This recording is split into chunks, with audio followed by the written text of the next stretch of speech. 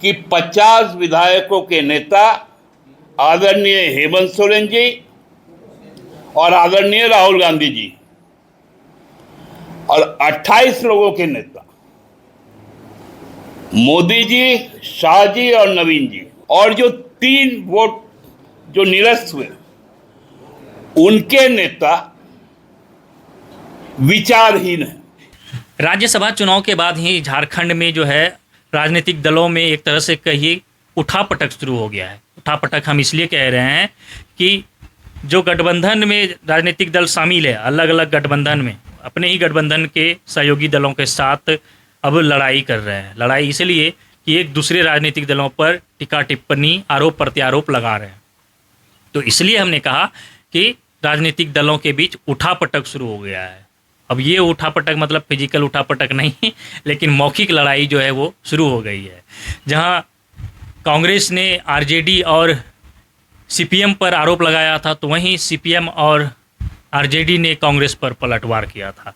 इस बीच जेएमएम ने ये कहा था कि प्रेस रिलीज जारी कर ये बताया था कि इस हार का जिम्मेदारी लेते हुए उस पर जो है हम लोग चिंतन करेंगे, मनन करेंगे, मंथन करेंगे और इस हार की समीक्षा बैठक करेंगे। तो अब समीक्षा बैठक कब होगी ये तो देखा जाना अभी शेष है। आज झारखंड मुक्ति मोर्चा के केंद्रीय महासचिव व प्रवक्ता सुप्रियो भट्टाचार्य ने प्रेस कॉन्फ्रेंस आयोजित कर जो कुछ कहा वो हम आपको उन्हीं की जुबानी सुनवा रहे हैं कि सुनिए आज उन्होंने प्रेस कॉन्फ्रेंस कर क्या कुछ कहा। राज्यसभा चुनाव के जो नतीजे आए उसके बाद कांग्रेस, जेएमएम, माले, कांग्रेस और ये राजद और माले में खास करके जो मुठभेड़ होती है, झारखंड मुक्ति मोर्चा कैसे देखता है? देखिए, मैं राज्यसभा चुनाव बीत संपन्न हो गया, सर्टिफिकेट भी मिल गया, प्रमाण पत्र भी मिल गया, लोग सांसद भी बन गए, उनको बहुत बहुत अभिनंदन। लेकिन मैं मानता हूं कि 50 लोग जिन्होंने झारखंड मुक्ति मोर्चा के कैंडिडेट को अपना 30 मत और कांग्रेस के कैंडिडेट को अपना 20 मत दिया है, उनके नेता हेमंत सोरेन और राहुल गांधी जी, और जो 28 वोट परिमल नाथवानी जी को मिला है उनके नेता आदरणीय नरेंद्र मोदी जी, अमित शाह जी और नितिन नवीन जी है। क्योंकि परिमल नाथवानी जी ने चुनाव के बाद, परिणाम के बाद उनका जो एक्सप्रेशन ऑफ ग्रेटिट्यूड था फेसबुक में हमने देखा, 3 ही नाम का उल्लेख था। तो उन 28 का नेता मोदी जी, शाह जी और नितिन नवीन जी, और मैं कह रहा हूं, और जो 3 वोट जो निरस्त हुए उनके नेता विचारहीन है। यही पूरा मूल विषय मैं आपको बता दूं।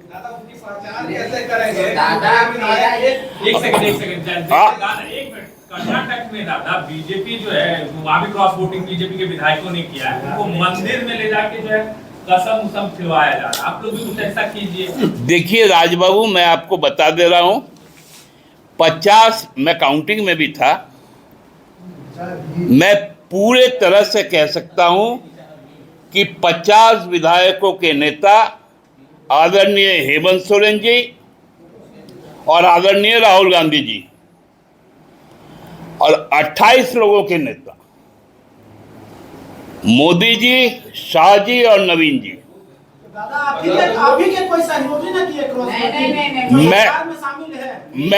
मैं किसी क्रॉस वोटिंग पे नहीं जा रहा हूं, मैं प्राप्त वोटों पे जा रहा हूं और नेताओं का जिक्र कर दे रहा हूं। मेरा ये कहना है अभी भी आप 56 विधायकों के नेता बने हुए हैं, आप 50 को ही अपना नेता मान रहे हैं अपने आप को, तो 6 को या तो निकालिएगा या बनाए रखिए। नहीं, आपको थोड़ा ज्यादा, आप एक्चुअली अब एब्सोल्यूट होते जा रहा है पुराना ट्यूबलाइट जो चौक के सहारे जलता था, अब तो सब आ गया एलईडी वाला, तुरंत जल जाता है।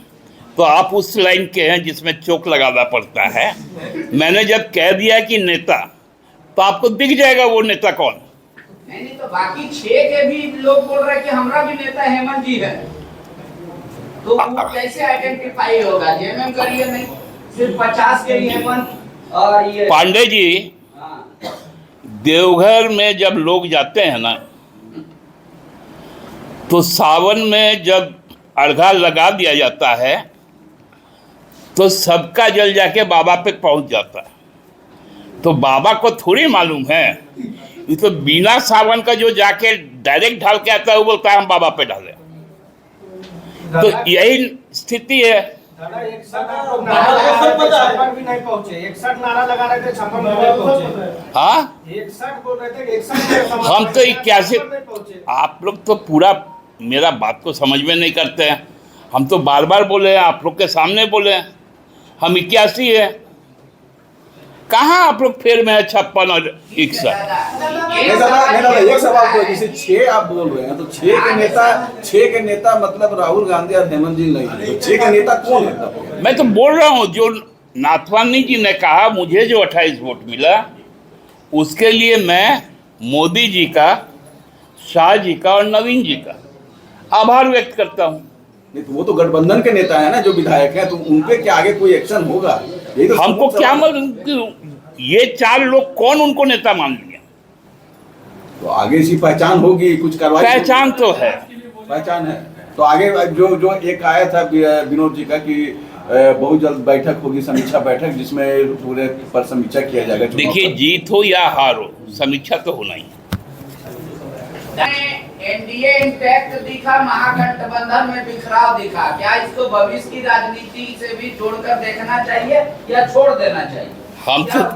हम तो देखे राज्यसभा चुनाव के बाद में एनडीए के एक बहुत बड़े पंडित आदमी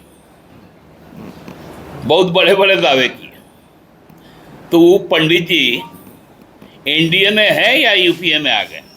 तो आपने सुना कि प्रेस कॉन्फ्रेंस आयोजित कर आज सुप्रियो भट्टाचार्य ने क्या कुछ कहा। हम कुछ नहीं कह रहे हैं, क्योंकि जो कुछ सुप्रियो भट्टाचार्य ने कहा वो आपने सुना। फिलहाल के लिए इतना ही। बने रहिए हमारे साथ, देखते रहिए द झाड़ न्यूज।